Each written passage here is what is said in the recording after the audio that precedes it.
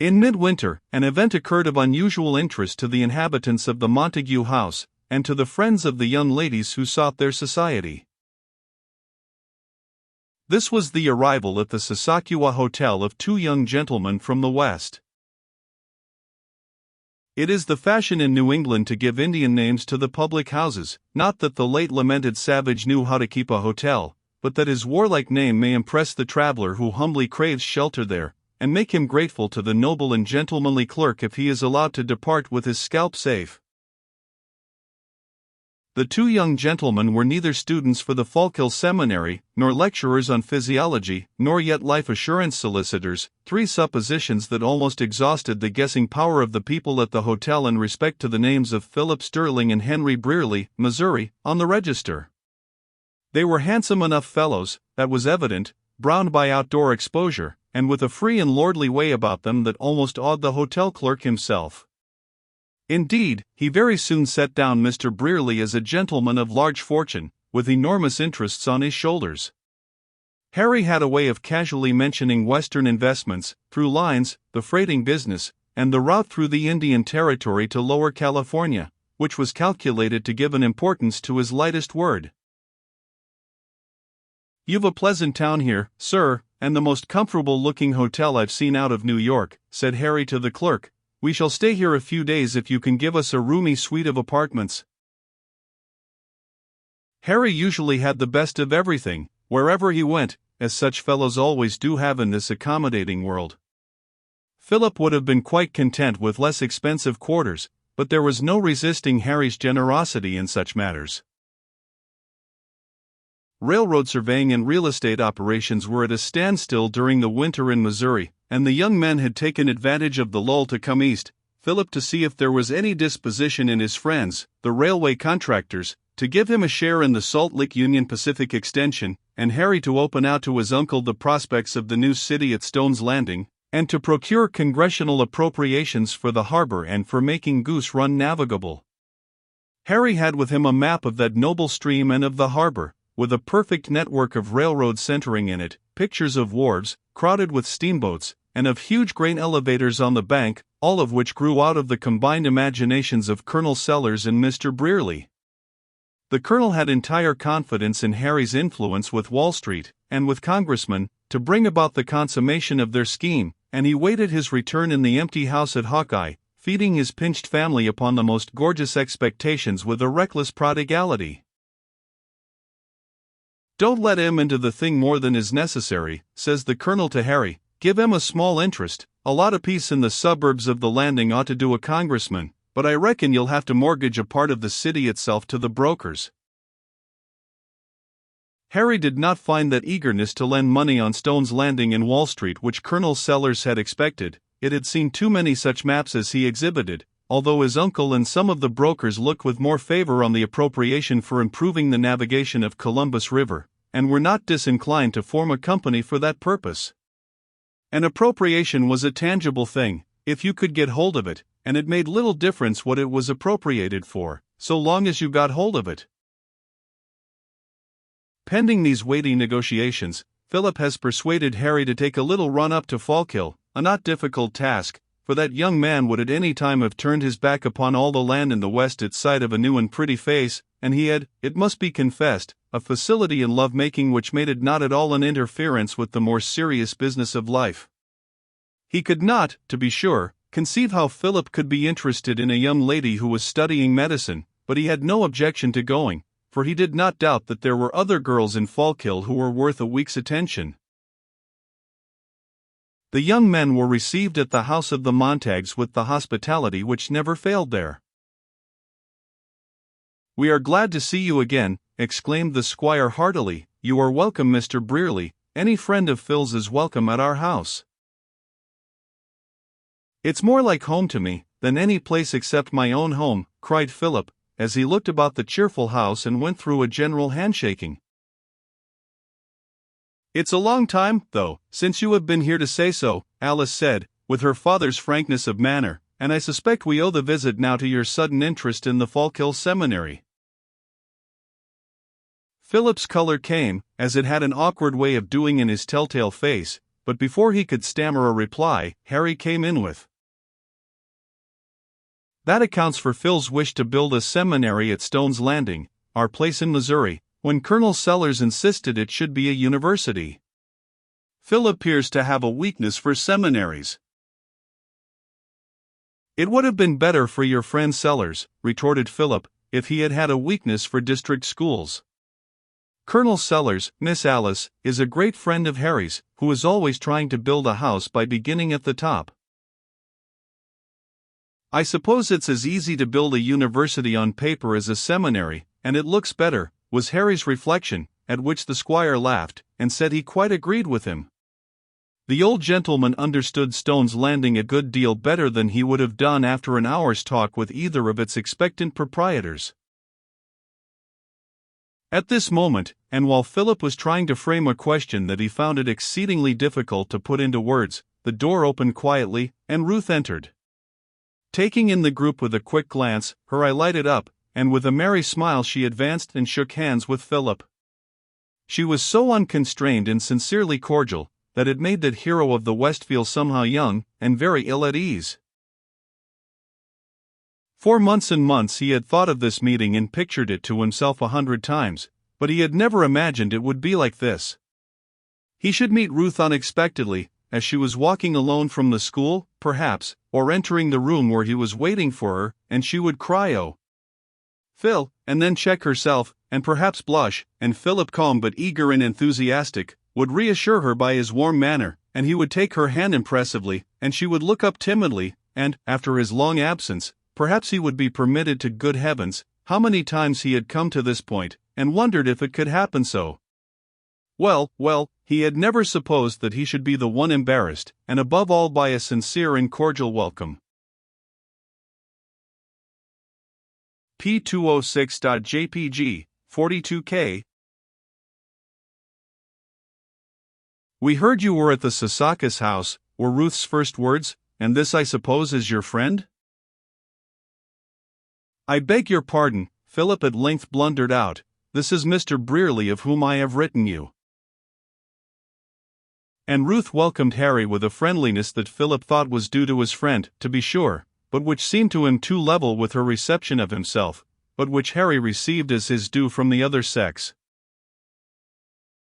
Questions were asked about the journey and about the West, and the conversation became a general one, until Philip at length found himself talking with the squire in relation to land and railroads and things he couldn't keep his mind on, especially as he heard Ruth and Harry in an animated discourse, and caught the words New York, and opera, and reception, and knew that Harry was giving his imagination full range in the world of fashion. P207.jpg, 24K. Harry knew all about the opera, green room, and all, at least he said so, and knew a good many of the operas and could make very entertaining stories of their plots, telling how the soprano came in here, and the basso here, humming the beginning of their airs, tum-ti-tum-ti-ti, suggesting the profound dissatisfaction of the basso recitative, down among the dead men, and touching off the whole with an airy grace quite captivating, though he couldn't have sung a single air through to save himself, and he hadn't an ear to know whether it was sung correctly. All the same he doted on the opera, and kept a box there, into which he lounged occasionally to hear a favorite scene and meet his society friends. If Ruth was ever in the city he should be happy to place his box at the disposal of Ruth and her friends. Needless to say that she was delighted with the offer. When she told Philip of it, that discreet young fellow only smiled, and said that he hoped she would be fortunate enough to be in New York some evening when Harry had not already given the use of his private box to some other friend. The squire pressed the visitors to let him send for their trunks and urged them to stay at his house, and Alice joined in the invitation, but Philip had reasons for declining. They stayed to supper, however, and in the evening Philip had a long talk apart with Ruth, a delightful hour to him, in which she spoke freely of herself as of old, of her studies at Philadelphia and of her plans, and she entered into his adventures and prospects in the West with a genuine and almost sisterly interest, an interest, however, which did not exactly satisfy Philip. It was too general and not personal enough to suit him. And with all her freedom in speaking of her own hopes, Philip could not detect any reference to himself in them, whereas he never undertook anything that he did not think of Ruth in connection with it. He never made a plan that had not reference to her, and he never thought of anything as complete if she could not share it. Fortune, reputation, these had no value to him except in Ruth's eyes, and there were times when it seemed to him that if Ruth was not on this earth, he should plunge off into some remote wilderness and live in a purposeless seclusion. "I hoped," said Philip, "to get a little start in connection with this new railroad, and make a little money, so that I could come east and engage in something more suited to my tastes. I shouldn't like to live in the West." "Would you?" "It never occurred to me whether I would or not," was the unembarrassed reply. "One of our graduates went to Chicago, and has a nice practice there. I don't know where I shall go. It would mortify Mother dreadfully to have me driving about Philadelphia in a doctor's gig." Philip laughed at the idea of it. "And does it seem as necessary to you to do it as it did before you came to Fallkill?" It was a home question, and went deeper than Philip knew, for Ruth had once thought of practicing her profession among the young gentlemen and ladies of her acquaintance in the village, but she was reluctant to admit to herself that her notions of a career had undergone any change. "Oh, I don't think I should come to Fallkill to practice, but I must do something when I am through school, and why not medicine?" Philip would like to have explained why not, but the explanation would be of no use if it were not already obvious to Ruth. Harry was equally in his element whether instructing Squire Montague about the investment of capital in Missouri, the improvement of Columbus River, the project he and some gentlemen in New York had for making a shorter Pacific connection with the Mississippi than the present one, or diverting Mrs. Montague with his experience in cooking in camp, or drawing for Miss Alice an amusing picture of the social contrasts of New England and the border where he had been. Harry was a very entertaining fellow, having his imagination to help his memory, and telling his stories as if he believed them, as perhaps he did. Alice was greatly amused with Harry and listened so seriously to his romancing that he exceeded his usual limits. Chance allusions to his bachelor establishment in town and the place of his family on the Hudson could not have been made by a millionaire more naturally. P209.jpg, 20K.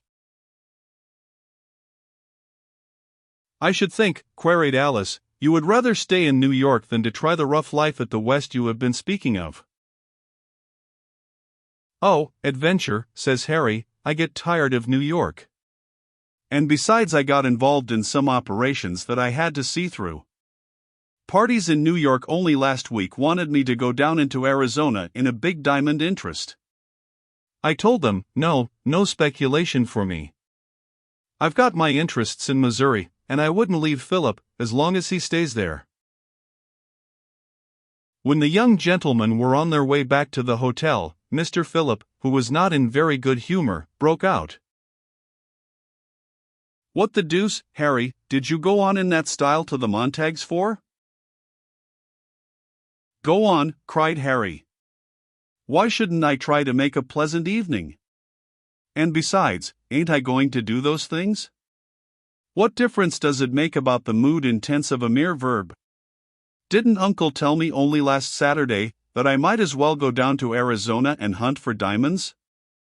A fellow might as well make a good impression as a poor one." "Nonsense. You'll get to believing your own romancing by and by." "Well, you'll see. When Sellers and I get that appropriation, I'll show you an establishment in town and another on the Hudson and a box at the opera." "Yes, it will be like Colonel Sellers' plantation at Hawkeye. Did you ever see that?" "Now, don't be cross, Phil. She's just superb, that little woman. You never told me." "Who's just superb?" growled Philip, fancying this turn of the conversation less than the other. "Well, Mrs. Montague, if you must know." And Harry stopped to light a cigar, and then puffed on in silence. The little quarrel didn't last overnight, for Harry never appeared to cherish any ill will half a second, and Philip was too sensible to continue a row about nothing, and he had invited Harry to come with him.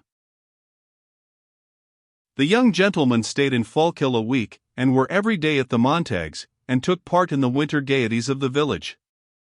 There were parties here and there to which the friends of Ruth and the Montagues were of course invited, and Harry, in the generosity of his nature, gave in return a little supper at the hotel, very simple indeed, with dancing in the hall, and some refreshments passed round. And Philip found the whole thing in the bill when he came to pay it.